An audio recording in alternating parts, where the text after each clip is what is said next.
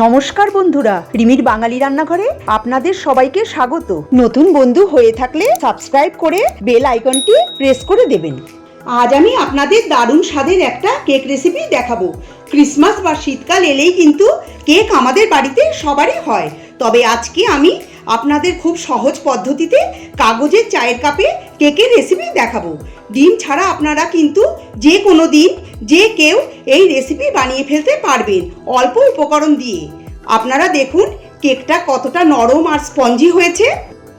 Cake বানানোর জন্য এখানে আমি একটা বড় সাইজের মিক্সিং বোল নিয়ে নিয়েছি। তার মধ্যে দিয়ে দিলাম মেজারিং কাপে 1 কাপ ময়দা। ময়দাটা আপনারা চালনি দিয়ে চেলেও নিতে পারেন, আমি ময়দাটাকে আগেই চেলে নিয়েছি। এবার দিয়ে দিচ্ছি 1 চা চামচ বেকিং পাউডার, আর দিচ্ছি 1/2 চা চামচ বেকিং সোডা। যতটা বেকিং পাউডার নিয়েছি তার হাফ কিন্তু বেকিং সোডা নিতে হবে। বেকিং পাউডার ও সোডা দেওয়ার কারণে কেকটা কিন্তু নরম তুলতুলে ও স্পঞ্জি হবে। এখন এর মধ্যে দিয়ে দিলাম 1/2 কাপ চিনি। সব দিয়ে ভালো করে মিশিয়ে নেব। ভালো করে মিশিয়ে নিয়ে এবার এর মধ্যে দিয়ে দিলাম 1/4 কাপ সাদা তেল। তেল কিন্তু এর বেশি দেওয়ার দরকার নেই। আর দিয়ে দিচ্ছি 1/2 কাপ দই। খুব ভালো করে মিশিয়ে নেব। খুব ভালো করে মিশিয়ে নিয়েছি। এবার এর মধ্যে দিয়ে দেব 1/4 কাপ জল। জলটা একবারে দেব না, অল্প অল্প করে জল দেব আর মিশ্রণটা গুলতে থাকবো।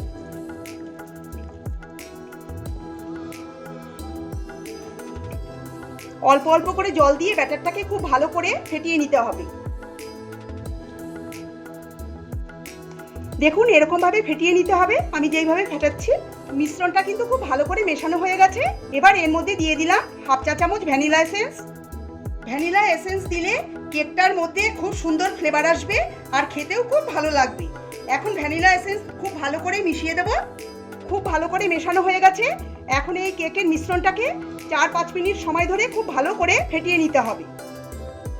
4 মিনিট ধরে মিশ্রণটাকে ফেটিয়ে নিয়েছি। মিশ্রণটা একদম রেডি। এবার এই মিশ্রণটাকে এক সাইডে রেখে দিচ্ছি। কেক বানানোর জন্য আমি কাগজের 4টে চায়ের কাপ নিয়ে নিয়েছি। এখন কেকের যে মিশ্রণটা রেডি করে রেখেছিলাম সেই মিশ্রণ থেকে অল্প অল্প করে কাপের মধ্যে দিয়ে দিচ্ছি। খুব বেশি মিশ্রণ কাপ ভর্তি করে দেওয়া যাবে না, হাফ হাফ করে দিতে হবে, কারণ কেকটা হওয়ার পরে অনেকটাই ফুলে উঠবে। 4টে কাপেই ব্যাটার দিয়ে দিচ্ছি। কাপগুলোকে একটু ঝাঁকিয়ে নিতে হবে যাতে কোনো রকম হাওয়া না থাকে।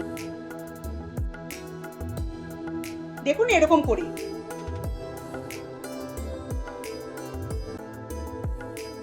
এখন কাপগুলোর ওপরে টুটি ফুটি আর চেরি দিয়ে সাজিয়ে দিচ্ছি।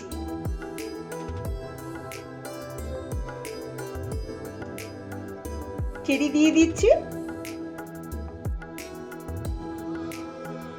কাপগুলোকে টুটি ফুটি আর চেরি দিয়ে সাজিয়ে দিয়েছি।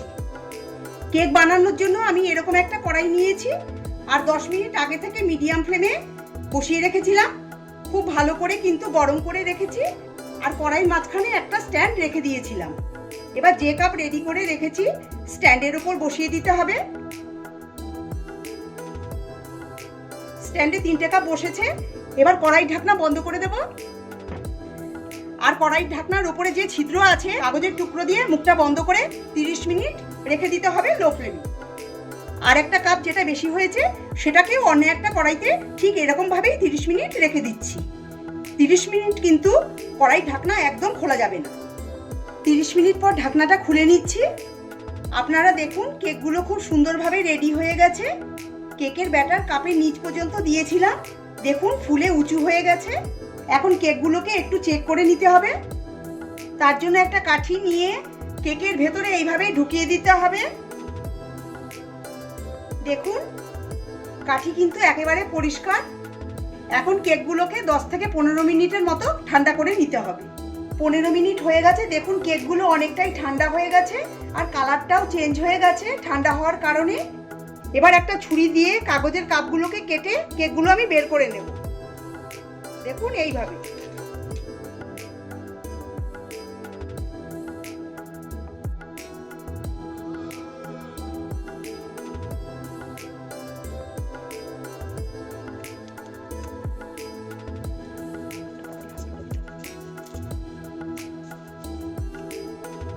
আপনারা দেখুন কত সহজভাবে কেকটা কাপ থেকে উঠে এলো, আর কাপের ভেতরে একটু লেগেও নেই, পুরোটাই উঠে এসেছে। আর দেখুন কেকটা কত নরম তুলতুলে আর স্পঞ্জি হয়েছে।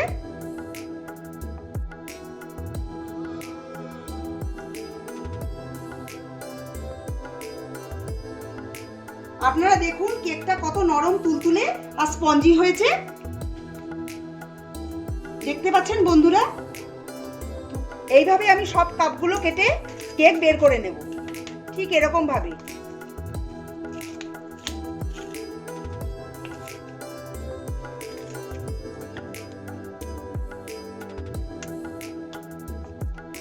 আপনারা চাইলে কাগজের কাপটা না কেটেও এরকম ছুরি দিয়ে ঘুরিয়ে ঘুরিয়ে কেকটাকে বের করে নিতে পারেন, দেখুন এরকম ভাবে।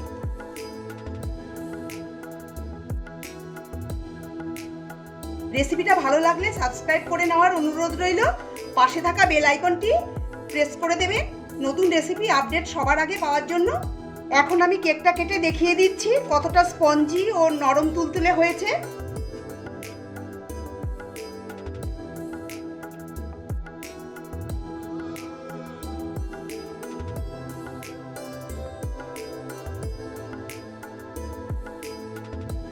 আমার আজকের রেসিপি যদি ভালো লেগে থাকে তবে কমেন্ট করে জানাবেন। নতুন বন্ধু হয়ে থাকলে আমার চ্যানেলটিকে সাবস্ক্রাইব করার অনুরোধ জানালাম। পাশে থাকা বেল আইকনটি নিশ্চয়ই প্রেস করে দেবেন, তাতে আমি নতুন রেসিপি আপলোড করলেই আপনাদের কাছে নোটিফিকেশন পৌঁছে যাবে।